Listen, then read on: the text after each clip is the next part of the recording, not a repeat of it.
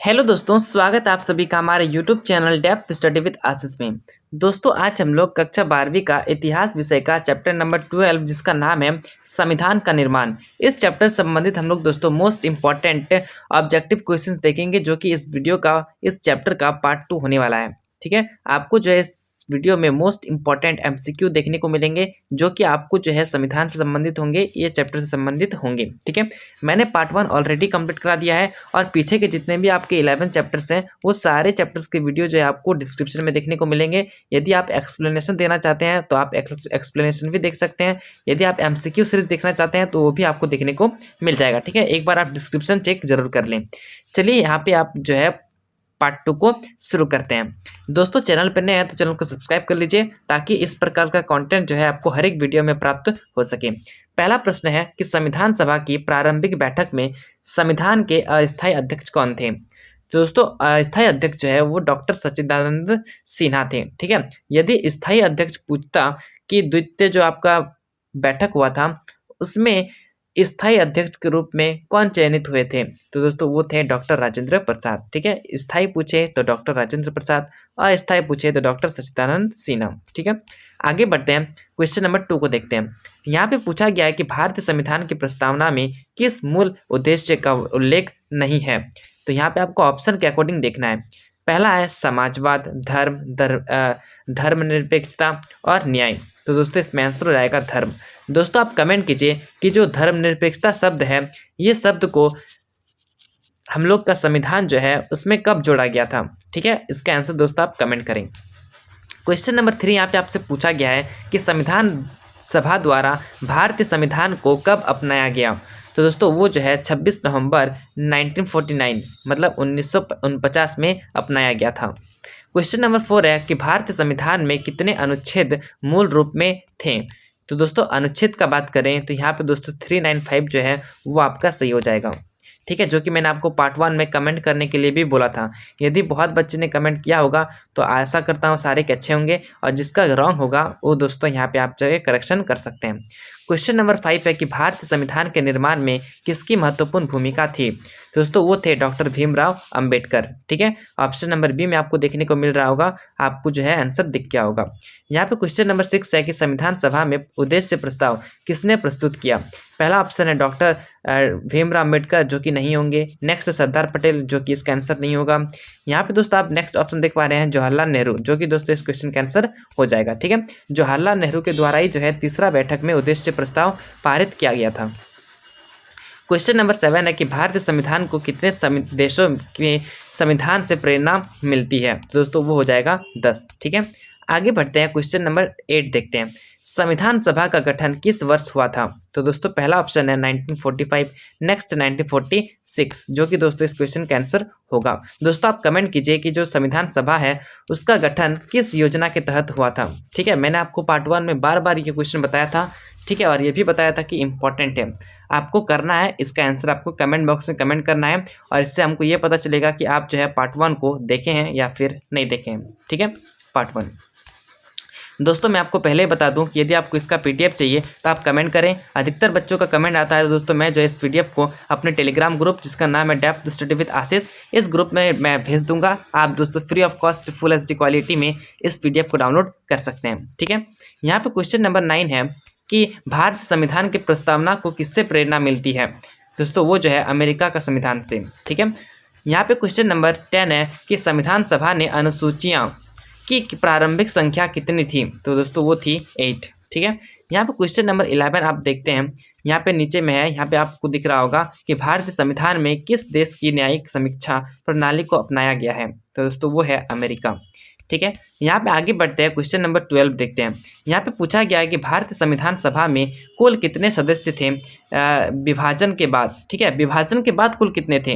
दोस्तों पहले देखेंगे तो 389 था, लेकिन जो है विभाजन के पश्चात जो है वो 399 हो जाता है। यहाँ पे नेक्स्ट क्वेश्चन है कि भारतीय संविधान की भाषा समिति के अध्यक्ष कौन थे? तो भाषा समिति के जो अध्यक्ष थे वो थे डॉक्टर राजेंद्र प्रसाद। ठीक है, ऑप्शन नंबर सी। यहाँ पे क्वेश्चन नंबर 14 है कि भारतीय संविधान सभा का स्थायी सचिवालय कहाँ स्थित था?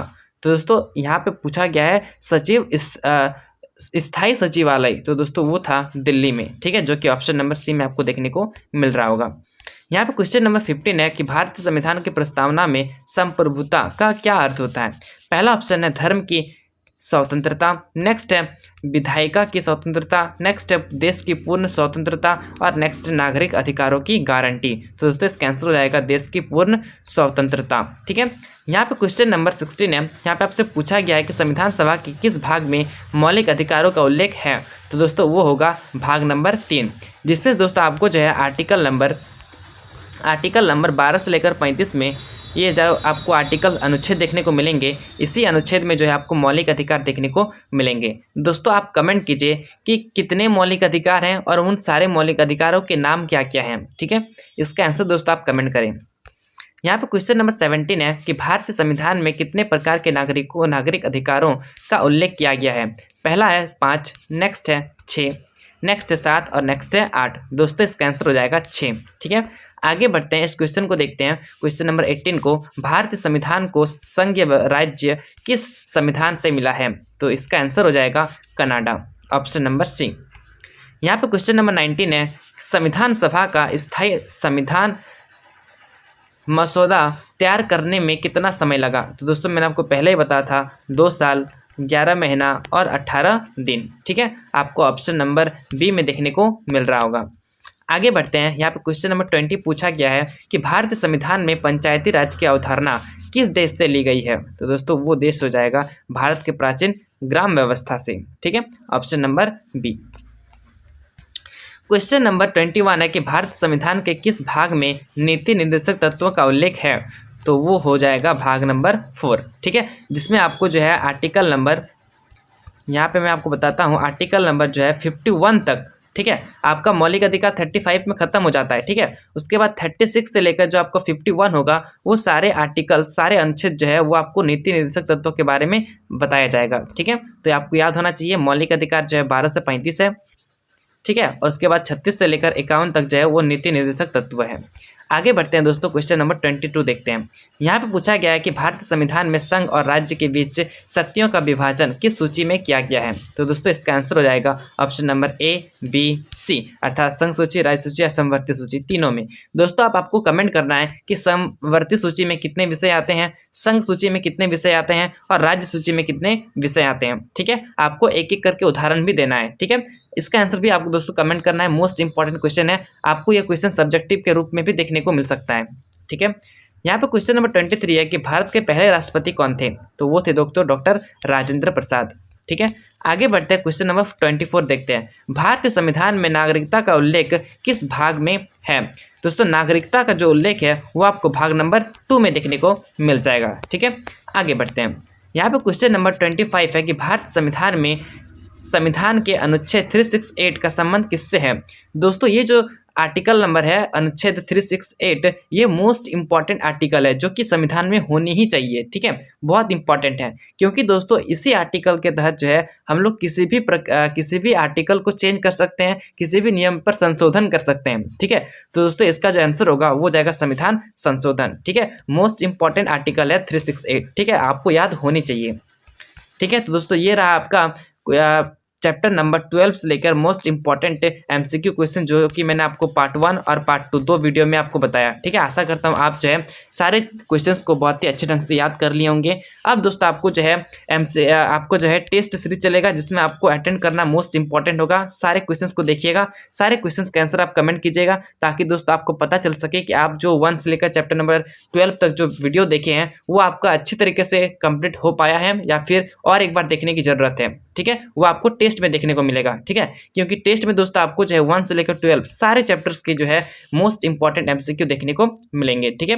तो दोस्तों टेस्ट में प्रेजेंट होना ना भूलिएगा, ठीक है। अब चलिए इस वीडियो को शेयर कर दीजिए, ताकि इस प्रकार का कंटेंट और हर टेस्ट में जो है हर एक विद्यार्थी पार्टिसिपेट कर सके और सबको ही जो है 30 में 30 ला सके, ठीक है। चलिए मिलते हैं नेक्स्ट वीडियो में, तब तक के लिए जय हिंद, जय Bharat and best of luck.